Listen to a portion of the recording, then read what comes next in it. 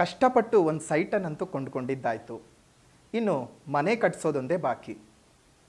ಲೇಬರ್ನ ಎಲ್ಲಿಂದ ಕರ್ಕೊಂಡು ಬರಬೇಕು, ಪಾಯದ ಕಲ್ಲುಗಳನ್ನು ಎಲ್ಲಿಂದ ತಂದು ಹಾಕಬೇಕು, ಮರಳನ್ನು ಯಾವ ಕಂಪನಿಯಿಂದ ತರಿಸಬೇಕು, ಸಿಮೆಂಟ್ ಅಂತೂ ಈಗ ಪೂರ್ಥ ಕಲಬೆರಕೆ ಆಗಿ ಕೂತಿದೆ. ಯಾರನ್ನು ನಂಬಬೇಕು, ಯಾರನ್ನು ಬಿಡಬೇಕು ಅನ್ನುವಂತಹ ಗೊಂದಲದಲ್ಲಿ ನೀವಿದ್ದೀರಾ? ಮನೆ ಕಟ್ಸೋಕ್ಕೋಸ್ಕರ ಒದ್ದಾಡಿ ಆ ಕಂಪನಿ ಈ ಕಂಪನಿ ಅವ್ರ ಕೊಟೇಶನ್ನು ಇವ್ರ ಕೊಟೇಶನ್ ಅಂತ ಎಲ್ಲ ನೋಡಿ ತಲೆ ಕೆಟ್ಟು ಹೋಗಿದ್ಯಾ? ಖಂಡಿತ ತಲೆ ಕೆಡಿಸ್ಕೊಳ್ಳುವಂಥ ಅವಶ್ಯಕತೆಯೇ ಇಲ್ಲ. ನಿಮ್ಮ ಕೈಗೆಟಕುವ ದರದಲ್ಲಿ ಅತಿ ಗುಣಮಟ್ಟವನ್ನು ಹೊಂದಿರುವಂತಹ ಎಲ್ಲ ಉಪಕರಣಗಳನ್ನು ಉಪಯೋಗಿಸಿ ನಿಮ್ಮ ಕನಸಿನ ಮನೆಯನ್ನು ಕಟ್ಟಿ ನಿಮ್ಮ ಕೈಗೆ ಕೊಡ್ತಾರೆ. ಪಾಯದಿಂದ ಹಿಡಿದು ಗೃಹ ಪ್ರವೇಶದವರೆಗೂ ಬೇಕಾಗಿರುವಂತಹ ಸಕಲ ಸೌಲಭ್ಯವನ್ನು ಇದೊಂದೇ ಕಂಪನಿಯವರು ಒಂದೇ ರೂಫಿನ ಕೆಳಗಡೆ ನಿಮಗೆ ಒದಗಿಸ್ತಾ ಇದ್ದಾರೆ. ಆಶ್ಚರ್ಯ ಆಗ್ತಿದೆ ಅಲ್ವಾ? ಏನಪ್ಪ, ಪಾಯದಿಂದ ಹಿಡಿದು ಆರ್ಕಿಟೆಕ್ಟ್ ವಿಚಾರ ಆಗಿರಬಹುದು, ಫರ್ನಿಚರ್ ವಿಚಾರ ಆಗಬಹುದು, ಎಲ್ಲನೂ ನಮ್ಗೆ ಇದು ಮಾಡಿಕೊಡ್ತಾ ಇದ್ದಾರೆ. ಯಾರು ಕಂಪನಿ, ಎಲ್ಲಿದೆ ಅಂತ ಕೇಳ್ತಾ ಇದ್ದೀರಾ?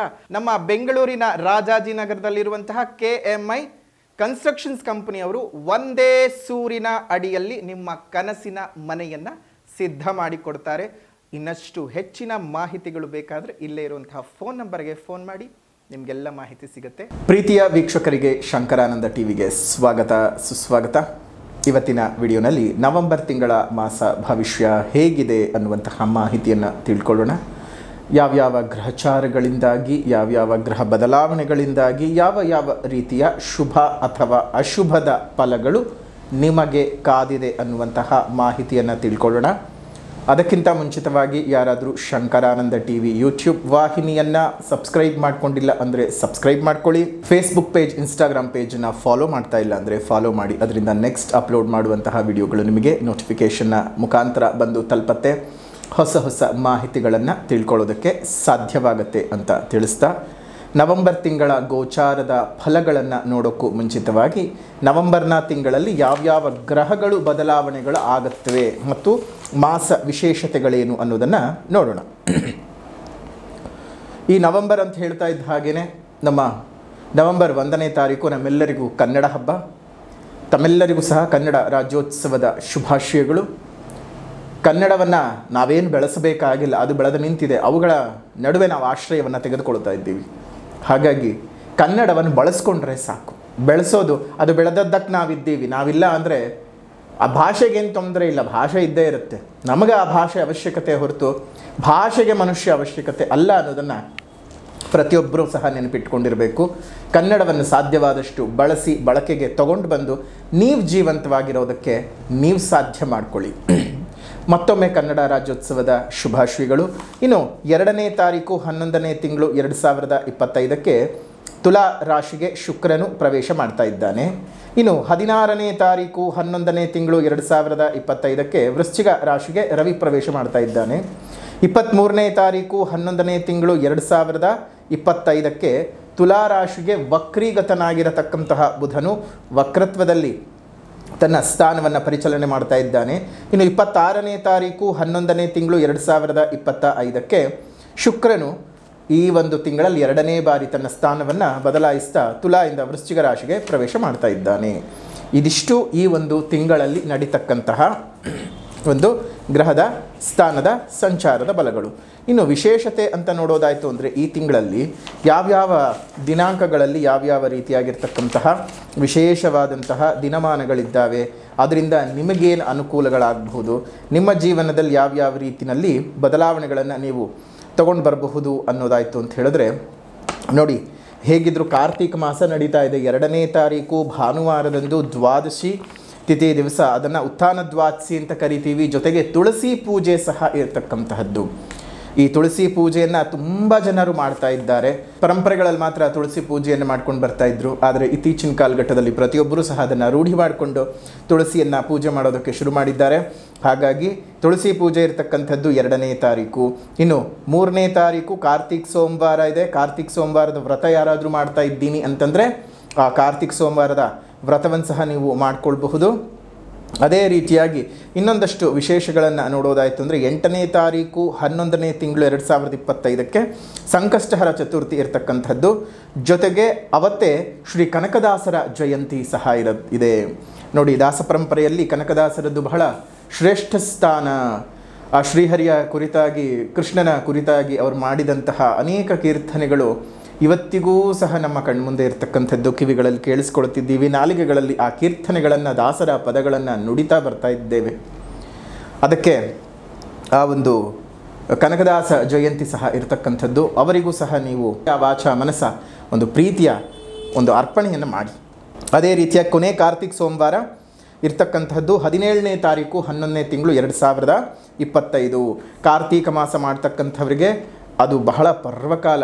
ಕೆಲವೊಬ್ಬರಿಗೆ ವ್ರತ 4 ಅಥವಾ 5 ಸೋಮವಾರಗಳು ಬಂದ ಸಂದರ್ಭಕ್ಕೆ ವ್ರತವನ್ನು ಮಾಡ್ತಾ ಇರ್ತಾರೆ, ಕಾರ್ತೀಕ ಸೋಮವಾರದ ವ್ರತ. ಕೆಲವೊಬ್ಬರಿಗೆ ಸಾಧ್ಯ ಆಗೋದೇ ಇಲ್ಲ ಎಲ್ಲ ಸೋಮವಾರಗಳಂದು ಮಾಡಬೇಕು ಅಂತ. ಆದರೆ ಈ ಸೋಮವಾರದ ದಿವಸ, ಕೊನೆ ಕಾರ್ತೀಕ ಸೋಮವಾರದ ದಿವಸ ನೀವು ಒಂದು ವ್ರತವನ್ನು ಮಾಡೋದರಿಂದ ನಿಮಗೆಲ್ಲ ರೀತಿಯಾದಂತಹ ಪುಣ್ಯದ ಫಲಗಳನ್ನು ಸಹ ನೀವು ಪಡ್ಕೊಳ್ಬಹುದು. ದೈವ ಅನುಗ್ರಹಕ್ಕೆ, ದೇವರ ಅನುಗ್ರಹಕ್ಕೆ ಪಾತ್ರ ಆಗಬಹುದು. ಇನ್ನು 20ನೇ ತಾರೀಕು ನಿಮಗಿರುವಂಥದ್ದು ಚಟ್ಟಿ ಅಮಾವಾಸ್ಯೆ. ಚಟ್ಟಿ ಅಮಾವಾಸ್ಯೆ ಅಂತಂದರೆ ನಿಮ್ಮೆಲ್ಲರಿಗೂ ಸಹ ಗೊತ್ತಿದೆ, ಉತ್ತರ ಕರ್ನಾಟಕದಲ್ಲಿ ಬಹಳ ಪ್ರಸಿದ್ಧವಾಗಿರತಕ್ಕಂತಹದ್ದು. ಜೊತೆಗೆ 26ನೇ ತಾರೀಕು 11ನೇ ತಿಂಗಳು 2025ಕ್ಕೆ ಸ್ಕಂದಷಷ್ಠಿ ಇರತಕ್ಕಂಥದ್ದು.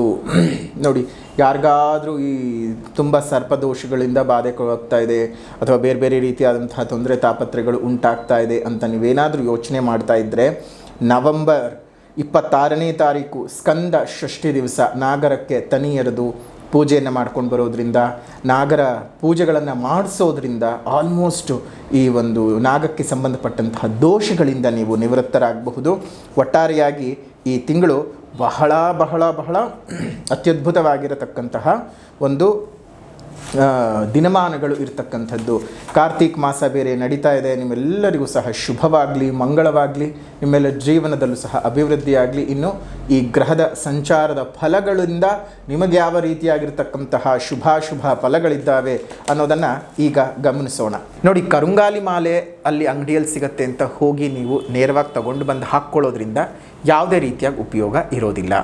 ಯಾಕೆ ಅಂತ ಹೇಳಿದ್ರೆ, ಬ್ಲ್ಯಾಕ್ ಎಬೋನಿ ಮರದಿಂದ ತಯಾರಾಗುವಂತಹ ಈ ಒಂದು ವಿಶೇಷವಾದಂತಹ ಕರುಂಗಾಲಿ ಮಾಲೆಯನ್ನು ಹಾಕ್ಕೊಳ್ಬೇಕಂದ್ರೆ ಕೆಲವೊಂದು ನಿಯಮಗಳನ್ನು ನೀವು ಫಾಲೋ ಮಾಡಲೇಬೇಕು. ನೋಡಿ, ಮೊದಲನೇದಾಗಿ ನಿಮ್ಮ ಹೆಸರು, ರಾಶಿ, ನಕ್ಷತ್ರ, ಗೋತ್ರಕ್ಕೆ ಅನುಸಾರವಾಗಿ ಸಿದ್ಧಿ ಮಾಡಿ ಪೂಜಿಸಿರುವಂತಹ ಮಾಲೆಯನ್ನು ಮಾತ್ರವೇ ನೀವು ಧರಿಸಬೇಕು. ಅದ್ರ ಜೊತೆಗೆ ಕೆಲವೊಂದು ನಿಯಮಗಳಿದ್ದಾವೆ. ಏನಪ್ಪ ನಿಯಮಗಳು ಅಂತ ಹೇಳಿದ್ರೆ, ಸಾವಿನ ಮನೆಗೆ, ಸೂತಕದ ಮನೆಗೆ ಹೋಗಬಾರ್ದು, ಇದನ್ನು ಧರಿಸಿಕೊಂಡು ಮಲಕ್ಕೊಳ್ಬಾರ್ದು, ಇದನ್ನು ಧರಿಸಿ ಶೌಚಾಲಯಗಳನ್ನು, ಸ್ನಾನಗಳನ್ನು ನೀವು ಮಾಡಬಾರ್ದು. ಅದೇ ರೀತಿಯಾಗಿ ಯಾವುದೇ ರೀತಿಯಾಗೂ ಸ್ಮಶಾನಗಳಿಗೆ ಮಾಲೆಯನ್ನು ಧರಿಸಿ ನೀವು ಹೋಗಬಾರ್ದು. ಇನ್ನು ಆಹಾರದ ವಿಚಾರ ಅಂತ ಬಂದಾಗ, ಆಹಾರದಲ್ಲಿ ನಿಮಗಂಥ ಯಾವುದೇ ರೀತಿಯಾದ ರಿಸ್ಟ್ರಿಕ್ಷನ್ ಏನೂ ಇಲ್ಲ.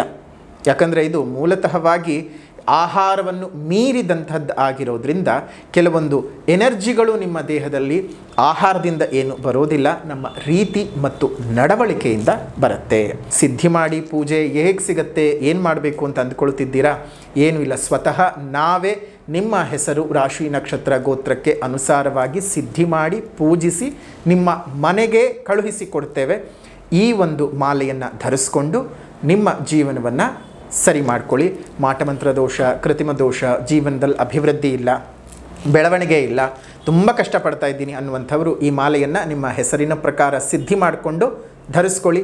ಶುಭವಾಗಲಿ, ಮಂಗಳವಾಗಲಿ. ಬೇಕಾದವರು ಇಲ್ಲಿರುವಂಥ ಫೋನ್ ನಂಬರ್ಗೆ ಆರ್ಡರ್ ಮಾಡಿ ನಿಮ್ಮ ಮನೆ ಬಾಗಿಲಿಗೆ ಬರುತ್ತೆ. ಶುಭವಾಗಲಿ. ನೋಡಿ, ಮೀನರಾಶಿನಲ್ಲಿ ಹುಟ್ಟಿರ್ತಕ್ಕಂಥವ್ರಿಗೆ ನವೆಂಬರ್ನ ತಿಂಗಳಲ್ಲಿ ಯಾವ ರೀತಿಯಾಗಿರ್ತಕ್ಕಂತಹ ಒಂದು ಫಲಾನುಫಲಗಳಿದ್ದಾವೆ ಅನ್ನೋದನ್ನು ನಾವೀಗ ಗಮನಿಸೋಣ. ದಿಢೀರಂತ ಬಂದಿರತಕ್ಕಂತಹ ಗುರುಬಲ ನಿಮ್ಮನ್ನು ಯಾವುದೋ ಒಂದು ಹಂತಕ್ಕೆ, ಶುಭಕ್ಕೆ ಕರ್ಕೊಂಡು ಹೋಗಿ ನಿಲ್ಲಿಸ್ಬಿಡುತ್ತೆ. ತುಂಬ ದಿವಸಗಳಿಂದ ಬ್ಯಾಲೆನ್ಸ್ ಇದ್ದಂತಹ ಅನೇಕ ಕೆಲಸ ಕಾರ್ಯಗಳನ್ನು ನೀವು ಮಾಡ್ಕೋತೀರ. ಜೀವನದಲ್ಲಿ ಕಷ್ಟ ನಷ್ಟಗಳಿಂದ ದೂರ ಆಗ್ತೀರ. ಹಣಕಾಸುಗಳು ತುಂಬ ಚೆನ್ನಾಗಿ ಬಂದು ಕೈ ಸೇರುತ್ತೆ. ಭೂ ಖರೀದಿಯನ್ನು ಮಾಡ್ಕೊಳ್ತಕ್ಕಂತಹ ಯೋಗ. ತುಂಬ ದಿನಗಳಿಂದ ಜಮೀನು ತೊಗೊಳ್ಬೇಕು, ಪ್ಲಾಟ್ ತೊಗೊಳ್ಬೇಕು, ಫ್ಲ್ಯಾಟ್ ತೊಗೋಬೇಕು, ಅಥವಾ ಯಾವುದೋ ಸ್ಥಿರಾಸ್ತಿಯ ಮೇಲೆ ಇನ್ವೆಸ್ಟ್ ಮಾಡಬೇಕು, ಇಲ್ಲ ರಿಯಲ್ ಎಸ್ಟೇಟ್ ಮಾಡಬೇಕು ಅಂತ ತುಂಬ ಯೋಚನೆ ಮಾಡ್ತಾ ಇದ್ದಂಥವ್ರಿಗೆ ಈ ಒಂದು ತಿಂಗಳು ಹೇಳಿ ಮಾಡಿಸಿದ ಹಾಗಿದೆ. ತುಂಬ ಚೆನ್ನಾಗಿದೆ. ಗ್ರಹಸ್ಥಿತಿಗಳನ್ನು ನೋಡೋದಾಯಿತು ಅಂದರೆ ರಾಶಿಯಲ್ಲೇ ಶನಿ ಇದ್ದಾನೆ, ಸೋಮಾರಿಗಳಾಗಿ ಹೋಗ್ತಿದ್ದೀರಾ, ಹುಷಾರು, ಎಚ್ಚರ ಎಚ್ಚರ ಎಚ್ಚರ. ನೀವು ಎಂತಹ ರಾಕ್ಷಸರು ಅಂತ ಹೇಳಿದ್ರೆ ಮೀನರಾಶಿಯವರನ್ನು ನಾವು ರಾಕ್ಷಸರು ಅಂತಲೇ ಹೇಳಬೇಕಾಗತ್ತೆ. ಕಾರಣ ಕೆಲಸಕ್ಕೆ ನಿಂತರೆ ಕುಂಭಕರ್ಣನ ಹಾಗೆ ಎಲ್ಲವ ಕೆಲಸವನ್ನು ಮಾಡ್ತಾರೆ. ಇವ್ರು ಕೆಲಸಕ್ಕೆ ಕೈ ಹಾಕೋದು ಕಮ್ಮಿ, ಕುಂಭಕರ್ಣನ ಹಾಗೆ ನಿದ್ದೇನೆ. ನೀವೊಂಥರ ಮೀನರಾಶಿಯವ್ರು ಕುಂಭಕರ್ಣ ಇದ್ದ ಹಾಗೆ ನೋಡಿ. ಕೆಲಸ ಮಾಡೋಕ್ಕೆ ಶುರು ಮಾಡಿದ್ರೆ ಹುಡುಕಿ ಹುಡುಕಿ ಹುಡುಕಿ ಮಾಡ್ತೀರಿ, ಮಾಡಲ್ಲ ಅಂತಂದರೆ ಸುಮ್ಮನೆ ಇರ್ತೀರಿ. ಹುಷಾರಿಲ್ಲ ಅಂದರೂ ಕೆಲಸ ಮಾಡ್ತೀರಾ. ಎಷ್ಟೋ ಬಾರಿ ಆರೋಗ್ಯ ಚೆನ್ನಾಗಿಲ್ಲದೆ ಇದ್ದಾಗಲೇ ತುಂಬ ಚೆನ್ನಾಗಿ ಕೆಲಸ ಮಾಡ್ತೀರಿ. ಆರೋಗ್ಯ ಚೆನ್ನಾಗಿದ್ದಾಗ ನೋಡೋಣ ಮಾಡೋಣ, ಇನ್ನೇನು ಸಮಯ ಇದೆಲ್ಲ ಬಿಡು. ಹೀಗೆ ಏನೋ ಒಂದಿಷ್ಟು ಉದಾಸೀನದ ಭಾವಗಳು. ರಾಶಿನಲ್ಲಿ ಶನಿ ಇರೋದ್ರಿಂದ ಅದೆಲ್ಲ ಇನ್ನೂ ಜಾಸ್ತಿ ಆಗ್ತಾ ಹೋಗುತ್ತೆ. ಹುಷಾರಾಗಿರಬೇಕು. ಇನ್ನು ಪಂಚಮದ ಉಚ್ಚಂಗತನಾದಂತಹ ಗುರುವಿನ ಪ್ರಭಾವ ನಿಮ್ಮ ಲಾಭಸ್ಥಾನದ ಮೇಲೆ ವೀಕ್ಷಣೆ ಬೇರೆ ಬರೋದ್ರಿಂದ ಅಕ್ಟೋಬರ್ 18ನೇ ತಾರೀಕಿನಿಂದ ಹಿಡಿದು ಡಿಸೆಂಬರ್ 5ನೇ ತಾರೀಕಿನವರೆಗೂ ಈ ಪಂಚಮದ ಗುರುವಿನ ಉಚ್ಚಂಗತನಾಗಿರುವಂತಹ ಗುರುವಿನ ಶುಭ ಫಲವನ್ನು ನೀವು ಅನುಭವಿಸ್ತೀರಿ. ಅದಾಗಲೇ ಹೇಳಿದಾಗೆ ಒಳ್ಳೊಳ್ಳೆ ಕೆಲಸ ಕಾರ್ಯಗಳು ನಡೆಯುತ್ತೆ, ಒಳ್ಳೆ ರೀತಿಯಾದಂತಹ ಏಳಿಗೆಗಳು ಬರ್ತವೆ, ಬದುಕಿನಲ್ಲಿ ಸಾಮರಸ್ಯಗಳು ಜಾಸ್ತಿ ಆಗ್ತಕ್ಕಂಥದ್ದು. ನಿಮ್ಮ ಮಕ್ಕಳ ಅಪೇಕ್ಷೆಗಳಿಗೆ ಉತ್ತಮವಾದಂತಹ ಸಂತಾನದ ಯೋಗ ಫಲಗಳಿದೆ. ಇನ್ನು ಒಳ್ಳೆ ರೀತಿಯಾದಂತಹ ಮಕ್ಕಳ ವಿದ್ಯಾಭ್ಯಾಸದ ಬೆಳವಣಿಗೆಗಳು ಚೆನ್ನಾಗಿದೆ. ನೀವು ಏನು ಅಂದ್ಕೊಳ್ತಿರೋ ಅದನ್ನು ನೀವು ಸಾಧನೆ ಮಾಡ್ಕೊಳ್ಳೋದಕ್ಕೆ ಸಾಧ್ಯ ಇದೆ. ನಿಮ್ಮ ಸೋಮಾರಿತನ ಒಂದು ಬಿಡಬೇಕಷ್ಟೆ. ಸೋಮಾರಿತನ ಬಿಟ್ಟು ಕೆಲಸವನ್ನು ಮಾಡಿದ್ದೆ ಆದರೆ ಅತ್ಯುತ್ತಮವಾಗಿದೆ ಯೋಗದ ಫಲಗಳು. ನೀವು ಯೋಚನೆ ಮಾಡುವ ಹಾಗಿಲ್ಲ, ಚೆನ್ನಾಗಿದೆ. ಅದನ್ನು ಹಾಗೆ ಉಪಯೋಗಿಸ್ಕೊಳ್ತಾ ಹೋಗಬೇಕಾಗತ್ತೆ ನೀವು ಮೀನರಾಶಿಯವರು. ಇನ್ನು 6ನೇ ಮನೆ ಒಳಗಡೆ ಸಿಂಹರಾಶಿಯಲ್ಲಿ ಕೇತು ಇರುವುದರಿಂದಾಗಿ ಆ ರಾಶಿಯಾಧಿಪತಿಯಾಗಿರ್ತಕ್ಕಂತಹ ರವಿಯು ಭಾಗ್ಯಸ್ಥಾನದಲ್ಲಿ ಇದ್ದಾನೆ. ನಿಮಗೆ ಇದು ಒಂದು ರೀತಿ ಯೋಗಾವಯೋಗಗಳನ್ನು ತಂದುಕೊಡುತ್ತೆ. ನಿಮಗೆ ಅವಯೋಗಕ್ಕಿಂತ ಯೋಗವೇ ಹೆಚ್ಚಿಗೆ ಅಂತಲೇ ಹೇಳಬಹುದು. ಆದರೆ ಆರೋಗ್ಯದ ಬಗ್ಗೆ ಕಾಳಜಿ ಮಾಡಬೇಕು. ಏನೇನೋ ತಿಂದ್ಬಿಡೋದು, ಎಷ್ಟು ಗಂಟೆಗೆ ಅಂದರೆ ಎಷ್ಟು ತಿಂದ್ಬಿಡೋದು, ಎಷ್ಟೆಷ್ಟು ಅಂದರೆ ಅಷ್ಟೆಷ್ಟು ತಿಂದ್ಬಿಡೋದು. ನಾಲ್ಗೆ ರುಚಿ ಮೊದಲೇ ಹೆಚ್ಚು ನಿಮಗೆ. ಎಲ್ಲನೂ ಅಷ್ಟೇ ವೆರೈಟಿಯಾಗೇ ಇರಬೇಕು ಮೀನರಾಶಿಯವರಿಗೆ. ಇಷ್ಟಿಷ್ಟೇ ತಿಂದರೂ ಸಾಕಷ್ಟು ವೆರೈಟಿಯಲ್ಲಿ ತಿನ್ನಬೇಕು. ರುಚಿ ಜಾಸ್ತಿ. ಏನೋ ಒಂದು ಮಾಡೋಕ್ಕೋಗಿ 20 ಅಡುಗೆ ಮಾಡಿಕೊಡ್ಸಿರ್ತೀರಿ. ಒಂದೇ ಒಂದು ಅಡುಗೆ ತಿಂದ್ರೂ ಸಹ ನಿಮಗೆ ಸಾಕಾಗಲ್ಲ, ಏನೋ ಒಂದು ಬೇಕು. ಆ ರೀತಿಯಾಗಿ ಪಲ್ಯ ಬೇಕು ಅನಿಸುತ್ತೆ, ಇನ್ನೊಂದೇನೋ ಬೇಕು ಅನಿಸುತ್ತೆ, ಹಪ್ಪಳ ಬೇಕು ಅನಿಸುತ್ತೆ, ಸಂಡಿಗೆ ಬೇಕು ಅನಿಸುತ್ತೆ. ಎಸ್ಪೆಷಲಿ ಕರೆದ ಪದಾರ್ಥಗಳನ್ನು ಹೆಚ್ಚಿಗೆ ತಿಂತೀರಿ. ಹುಷಾರು, ಹೊಟ್ಟೆಗೆ ಅದಾಗೋದಿಲ್ಲ. ನಾಲ್ಗೆ ರುಚಿಗೆ ಇಷ್ಟು ತಿನ್ನಬೇಕಷ್ಟೇ, ಅದು ಬಿಟ್ಟು ಅದನ್ನೇ ಊಟದ ಥರ ಎಲ್ಲ ತಿನ್ನೋಕ್ಕೆ ಹೋಗಬೇಡಿ, ಆರೋಗ್ಯ ಕೆಡಿಸ್ಕೊಳ್ಬೇಕಾಗ್ತದೆ. ಹುಷಾರು. ಅದೇ ರೀತಿಯಾಗಿ ಇನ್ನು ಭಾಗ್ಯಸ್ಥಾನದಲ್ಲಿರ್ತಕ್ಕಂತಹ ರವಿ ಕುಜ ಶುಕ್ರರ ಪ್ರಭಾವದಿಂದಾಗಿ ಅತ್ಯುತ್ತಮವಾದಂತಹ ಭಾಗ್ಯೋದಯದ ಸುಸಂದರ್ಭ. ನಿಮ್ಮೆಲ್ಲ ಕನಸುಗಳು ನನಸಾಗುತ್ತೆ. ಒಂದು ರೆವಲ್ಯೂಷನರಿ ಪೀರಿಯಡ್ ಅಂತಲೇ ಹೇಳಬಹುದು. ನಿಮ್ಮ ಲೈಫ್ನಲ್ಲಿ ನೀವೇ ಒಂದಿಷ್ಟು ರೆವಲ್ಯೂಷನ್ಗಳನ್ನು ನೀವೇ ತಂದು ಹಾಕ್ಕೊಳ್ತೀರಾ, ಅಥವಾ ಅದನ್ನು ನೀವು ಫಾಲೋ ಮಾಡ್ತಾ ಹೋಗ್ತೀರಾ, ಅಥವಾ ಹಲವಾರು ಜನರಿಂದ ಅದನ್ನು ಫಾಲೋ ಮಾಡೋ ಹಾಗೆ ನೀವು ಮಾಡ್ತೀರಿ. ಅಂತಹ ಗುಣಮಟ್ಟ ಇರತಕ್ಕಂತಹ ಜೀವನವನ್ನು ನೀವು ನಡೆಸ್ತೀರಿ. ಅತ್ಯುತ್ತಮವಾದಂತಹ ಯೋಗದ ಫಲಗಳು ಈ ಒಂದು ಮೀನರಾಶಿಯವರಿಗೆ ಇದೇ ಒಂದು ತಿಂಗಳಲ್ಲಿ ಇರ್ತಕ್ಕಂತಹದ್ದು. ಆದರೆ 12ನೇ ಮನೆ ಒಳಗಡೆ ರಾಹು ಇರೋದ್ರಿಂದಾಗಿ ಏನಾಗುತ್ತೆ, ಆಗಲೇ ಹೇಳಿದ ಹಾಗೆ ವಿಪರೀತವಾದಂತಹ ನಿದ್ದೆ. ಅದರ ಏನೋ ರಾತ್ರಿ ನಿದ್ದೆ ಮಾಡಿ ಪರವಾಗಿಲ್ಲ, ಆದರೆ ನಿಮ್ಗೆ ಆಗುವಂಥದ್ದೇನು ಹಗಲಲ್ಲಿ ನಿದ್ದೆ. ಸ್ಲೀಪಿಂಗ್ ಡಿಸಾರ್ಡರ್ಗಳು ಬಂದುಬಿಡುತ್ತೆ. ಬೆಳಗ್ಗೆ ಮಾಡೋದು ರಾತ್ರಿ ಮಾಡ್ತೀರಿ, ರಾತ್ರಿ ಮಾಡೋದು ಬೆಳಗ್ಗೆ ಮಾಡ್ತೀರಿ. ನಿಶಾಚಾರಿ ಜೀವಿಗಳು ಹಾಗೆ ಬದುಕ್ಬಿಡ್ತೀರಿ. ಅಂದರೆ ರಾತ್ರಿ ಹೊತ್ತು ಹೇಗೆ ಎದ್ದು ಈ ಗೂಬೆಗಳು, ಬಾವಲಿಗಳು, ಒಂದಷ್ಟು ಸೊಳ್ಳೆಗಳು, ಆ ರಾತ್ರಿ ಓಡಾಡುವಂಥ ಕೀಟಗಳೆಲ್ಲ ಇರುತ್ತವಲ್ಲ, ಆ ಥರ ಆಗ್ಬಿಡುತ್ತೆ. ಹುಷಾರು. ಆ ಥರ ಎಲ್ಲ ಮಾಡ್ಕೊಳ್ಳೋದಕ್ಕೆ ಹೋಗಬೇಡಿ. ಏನೇ ಇದ್ರೂ ಹಗಲಂದರೆ ಹಗಲು, ರಾತ್ರಿ ಅಂದರೆ ರಾತ್ರಿ. ಯಾವ ಸಮಯವನ್ನು ಯಾವುದಕ್ಕೆ ಮೀಸಲಿಟ್ಟಿದ್ದಾರೋ ಆ ಕೆಲಸವನ್ನು ಆಯಾ ಸಮಯದಲ್ಲೇ ನೀವು ಮಾಡ್ಕೋತಾ ಹೋಗಬೇಕು. ಅದರಿಂದನೇ ನಿಮ್ಮ ಬದುಕು ಚೆನ್ನಾಗಿ ಆಗ್ತಕ್ಕಂಥದ್ದು. ಹಣಕಾಸಿನ ಬೆಳವಣಿಗೆ ತುಂಬ ಚೆನ್ನಾಗಿದೆ. ಆರೋಗ್ಯ ಸ್ವಲ್ಪ ಜಾಗೃತಿಯಾಗಿ ಕಾಪಾಡ್ಕೋಬೇಕು. ಭವಿಷ್ಯ ತುಂಬ ಭದ್ರವಾಗುವ ಸಾಧ್ಯತೆಗಳಿದ್ದಾವೆ. ವೃತ್ತಿನಲ್ಲಿ ಪ್ರಮೋಷನ್ಗಳು ಸಿಗುತ್ತೆ, ಟ್ರಾನ್ಸ್ಫರ್ಗಳಾಗುತ್ತೆ, ಒಳ್ಳೆ ರೀತಿಯ ಬೆಳವಣಿಗೆಗಳಿದ್ದಾವೆ. ಅತ್ಯುತ್ತಮವಾದಂತಹ ಶುಭ ಫಲಗಳು ಅಂತಲೇ ಹೇಳಬಹುದು ಮೀನ ರಾಶಿಯವರಿಗೆ. ಈ ಒಂದು ತಿಂಗಳಲ್ಲಿ ನವೆಂಬರ್ನ ತಿಂಗಳು ಬಹಳ ಅದೃಷ್ಟದಾಯಕವಾಗಿ ಇದೆ. ನವೆಂಬರ್ನ ತಿಂಗಳಲ್ಲಿ ಇನ್ನೊಂದಷ್ಟು ಶುಭ ಫಲಗಳು. ನವೆಂಬರ್ನ ತಿಂಗಳಲ್ಲಿ ನಿಮ್ಮ ವ್ಯಾಪಾರ ವ್ಯವಹಾರಗಳು ಬಹಳ ಆಶಾದಾಯಕವಾಗಿ ಇರುತ್ತೆ. ಉದ್ಯೋಗಿಗಳಿಗೆ ಹೊಸ ಅವಕಾಶಗಳು ಸಿಗ್ತಾ ಹೋಗುತ್ತೆ. ಕೌಟುಂಬಿಕ ಸಮಸ್ಯೆಗಳೆಲ್ಲ ಬಗೆಹರಿತಕ್ಕಂಥದ್ದು. ಆರ್ಥಿಕ ಪ್ರಗತಿ ತುಂಬ ಚೆನ್ನಾಗಾಗುತ್ತೆ. ದೈಹಿಕವಾಗಿ ಸ್ವಲ್ಪ ಮಟ್ಟಕ್ಕೆ ಬಳಲ್ತೀರಿ, ಅದು ಒಂದೊಂದು ಸರಿ ಮಾಡ್ಕೊಳ್ಳಿ. ಬೆಲೆ ಬಾಳ್ತಕ್ಕಂತಹ ವಸ್ತುಗಳನ್ನು ಖರೀದಿ ಮಾಡ್ತೀರಿ. ಮನೆ ಆಗಿರಬಹುದು, ಆಸ್ತಿಗಳು, ಒಡವೆಗಳು, ಈ ರೀತಿಯಾದಂತಹ ಖರೀದಿ ಮಾಡ್ತಕ್ಕಂತಹ ಯೋಗದ ಫಲಗಳು ಜಾಸ್ತಿ ಇದ್ದಾವೆ. ಶುಭ ಕಾರ್ಯಗಳಲ್ಲಿ ಭಾಗವಹಿಸ್ತೀರಿ. ಶುಭ ಘಟನೆಗಳು ನಿಮ್ಮ ಬದುಕಿನಲ್ಲಿ ನಡೆಯೋದಕ್ಕೆ ಶುರುವಾಗುತ್ತೆ. ನಿರುದ್ಯೋಗಿಗಳಿಗೆ ಉತ್ತಮವಾದಂತಹ ಉದ್ಯೋಗದ ಅವಕಾಶಗಳು ಸಿಗ್ತಾ ಹೋಗೋದು. ಆಸ್ತಿಯ ವಿವಾದಗಳಿಂದ ಆಚೆ ಬರ್ತೀರಿ. ಆಪ್ತ ಸ್ನೇಹಿತರೊಟ್ಟಿಗೆ ಒಂದಷ್ಟು ವ್ಯಾಪಾರ ವ್ಯವಹಾರಗಳಲ್ಲಿ ತೊಡಗಿಕೊಳ್ತೀರಿ. ನಿಮ್ಮ ಮಕ್ಕಳ ಶೈಕ್ಷಣಿಕ ಅಭಿವೃದ್ಧಿಯಿಂದ ಇನ್ನೊಂದಷ್ಟು ಸಂತೋಷವನ್ನು ಪಡ್ತೀರಿ. ಸಣ್ಣ ಪುಟ್ಟ ಕೈಗಾರಿಕೆಗಳಲ್ಲಿ ಹೂಡಿಕೆಗಳನ್ನು ಸಹ ನೀವು ಮಾಡ್ಕೋಬಹುದು. ಹೂಡಿಕೆಗೂ ಸಹ ಇದು ಬಹಳ ಸಕಾಲ ಅಂತಲೇ ಹೇಳಬಹುದು. ಒಟ್ಟಾರೆ ಮೀನ ರಾಶಿಯವರಿಗೆ ಈ ಒಂದು ತಿಂಗಳು ಅದೃಷ್ಟದ ಮೇಲೆ ಅದೃಷ್ಟ ಅಂತಲೇ ಹೇಳಬಹುದು. ಒಳ್ಳೆ ಬೆಳವಣಿಗೆ ಇದೆ.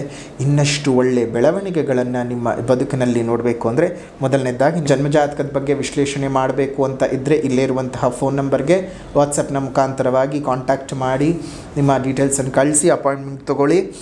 ಫೋನ್ ಕನ್ಸಲ್ಟೇಷನ್ ಆದರೂ ತೊಗೋಬಹುದು. ಡೈರೆಕ್ಟಾಗಾದರೂ ಸಹ ಬಂದು ಮೀಟ್ ಮಾಡಬಹುದು. ಇದರಿಂದ ಏನಾಗುತ್ತೆ, ನಿಮ್ಮ ಬದುಕಿನ 100% ತುಲನೆಗಳನ್ನು ಮಾಡ್ಕೊಳ್ಳೋದಕ್ಕೆ ಸಾಧ್ಯವಾಗುತ್ತೆ. ಎಷ್ಟೋ ಬಾರಿ ಗೋಚಾರದಲ್ಲಿ ಶುಭ ಅಂತ ಹೇಳಿದಾಗಲೂ ನಿಮ್ಮ ಬದುಕಿನಲ್ಲಿ ಅಶುಭದ ಘಟನೆಗಳು ನಡೀತಿರುತ್ತೆ. ಕಾರಣ ನಿಮ್ಮ ಜನ್ಮ ಜಾತಕದಲ್ಲಿ ನಡೀತಿರುವಂತಹ ಅಶುಭ ಗ್ರಹದ ದಶಾಭುಕ್ತಿಗಳ ಸಮಯ. ಹಾಗಾಗಿ ಆ ಗ್ರಹದ ದಶಾಭುಕ್ತಿಗಳ ಸಮಯಕ್ಕೆ ಉಪಶಮನವಾಗಿ ಪರಿಹಾರವನ್ನು ಮಾಡ್ಕೋಬೇಕಾಗತ್ತೆ. ಏನು ಮಾಡ್ಕೊಳ್ಬೇಕಾಗತ್ತಪ್ಪ ಅಂತ ಹೇಳಿದ್ರೆ, ಮೊದಲನೇದಾಗಿ ನಿಮ್ಮ ಜನ್ಮಜಾತಕವನ್ನು ವಿಶ್ಲೇಷಣೆ ಮಾಡಿ ಅದರ ಅನುಸಾರವಾಗಿ ಮಾಡುವಂತಹ ಪರಿಹಾರದ ಕ್ರಮಗಳನ್ನು ಮಾಡಿಕೊಂಡ್ರೆ ಅನುಕೂಲಗಳು ಜಾಸ್ತಿ. ಸೊ ಹಾಗಾಗಿ ಒಳ್ಳೆ ರೀತಿಯಾದ ಬೆಳವಣಿಗೆಗಳನ್ನು ನೀವು ಸಹ ಅನುಭವಿಸಿ ಅಂತ ಹೇಳ್ತಾ, ಮೀನ ರಾಶಿಯವರ ನವೆಂಬರ್ ತಿಂಗಳ ಮಾಸ ಭವಿಷ್ಯ ಇದಾಗಿತ್ತು. ಇನ್ನು ಪರಿಹಾರದ ವಿಭಾಗ ಅಂತ ಬಂದರೆ, ಹನುಮಾನ್ ಚಾಲೀಸದ ಪಠಣವನ್ನು ಬೆಳಗ್ಗಿನ ಜಾವ ಎದ್ದು 3 ಬಾರಿ ಪಠಣ ಮಾಡ್ತಾಯಿರಿ. 3 ಗಂಟೆಯಿಂದ 5 ಗಂಟೆಯ ಒಳಗಡೆ ಹನುಮಾನ್ ಚಾಲೀಸದ ಪಠಣವನ್ನು ಮಾಡೋದ್ರಿಂದ ನಿಮ್ಮ ಬದುಕು ಬಹಳ ಬಂಗಾರವಾಗುತ್ತೆ. ಒಳ್ಳೆ ರೀತಿಯಲ್ಲಿ ಅಭಿವೃದ್ಧಿಯಾಗುತ್ತೆ. ಯಾವುದರಲ್ಲೂ ಸಹ ಅನುಕೂಲತೆಗಳು ಇಲ್ಲ ಅಂತ ಯೋಚನೆ ಮಾಡುವಂತಹ ಅವಶ್ಯಕತೆಯೇ ಇಲ್ಲ. ಹನುಮಾನ್ ಚಾಲೀಸದ ಪಠಣ ನವೆಂಬರ್ ತಿಂಗಳ ನಿಮ್ಮ ಮಾಸ ಭವಿಷ್ಯಕ್ಕೆ ಬಹಳ ಅತ್ಯುತ್ತಮವಾದ ದಾರಿಯನ್ನು ಮಾಡಿಕೊಡುತ್ತೆ ಅಂತ ಹೇಳ್ತಾ ವಿಡಿಯೋ ನಿಲ್ಲಿಗೆ ಮುಕ್ತಾಯ ಮಾಡೋಣ. ವಿಡಿಯೋ ಇಷ್ಟ ಆಗಿದ್ದರೆ ಲೈಕ್ ಮಾಡಿ, ಶೇರ್ ಮಾಡಿ, ಕಮೆಂಟ್ ಮಾಡಿ. ಮತ್ತೊಂದು ವಿಡಿಯೋನಲ್ಲಿ ಭೇಟಿ ಮಾಡ್ತೇವೆ. ಅಲ್ಲಿವರೆಗೂ ನಮಸ್ಕಾರ. ಲೋಕ ಸಮಸ್ತ ಸುಖಿನೋ ಭವಂತು, ಸಕಲ ಸನ್ಮಂಗಳಾನಿ ಭವಂತು, ಸರ್ವೇ ಜನಾಃ ಸುಖಿನೋ ಭವಂತು, ಸಮಸ್ತ ಸನ್ಮಂಗಳಾನಿ ಭವಂತು.